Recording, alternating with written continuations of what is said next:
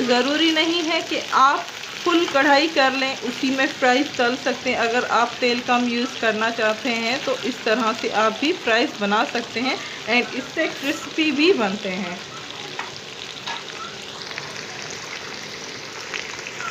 And इसमें थोड़ा सा मैं डालूँगी चाट मसाला।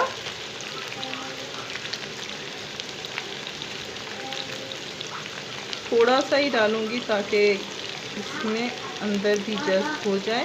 ये देखिए, एंड यहीं पे 2-3 मिनट हमें पकने देना है, नीचे से पूरे गोल्डन हो जाए। 2 मिनट हो चुके हैं एंड अब आपको दिखाती हूँ। ये देखिए कितने कड़क बने हैं, ये देखिए।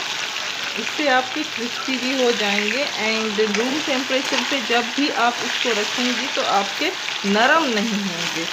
ज़रूर नहीं कि